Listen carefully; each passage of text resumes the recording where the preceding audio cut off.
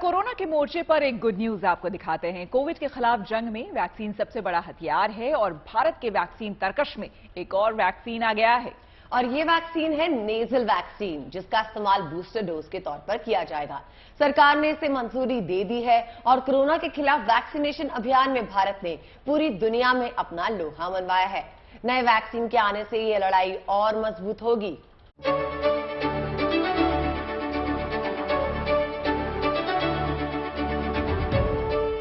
केंद्र ने दी nasal vaccine को मंजूरी।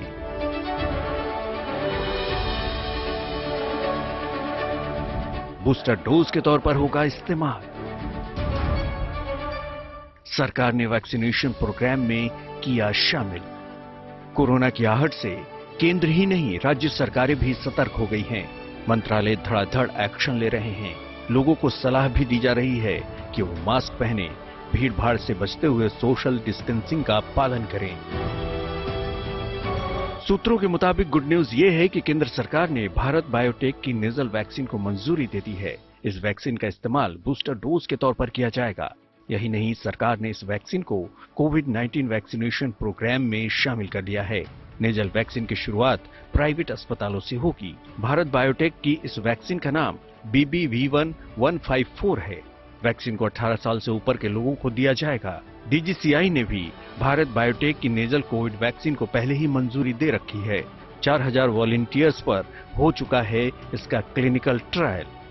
आपको बताते हैं कि आखिर ये वैक्सीन कैसे काम करती है। कोरोना समेत ज्यादातर वायरस म्यूकोसा के जरिए शरीर में जाते हैं। म्यूकोसा नाक, फेफड़ों, पाचन तंत्र में पाए जाने वाला चिपचिपा पदार्थ होता है। नेजल वैक्सीन सीधे म्यूकोसा में ही इम्यून रिस्पॉन्स पैदा करती है।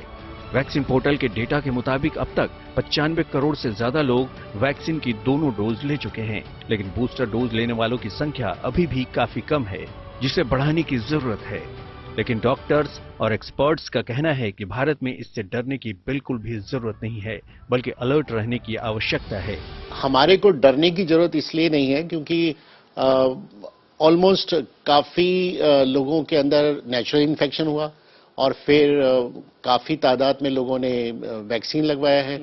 तो दोनों को मिलाकर एक हिब्रिड तरह की एक इम्यूनिटी हो गई है और वो मुझे लगता है कि इस वायरस को रोकने में काफी सिद्ध होगी।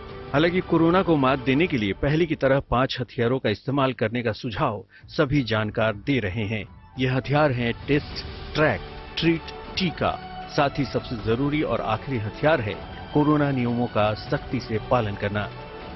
अभी तक हमारे देश में 28% से ज्यादा लोगों ने ही बूस्टर डोज ली है, लेकिन कोरोना के खिलाफ वैक्सीन ही सबसे बड़ा हथियार है।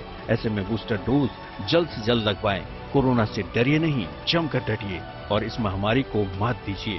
Bureau report, good news today.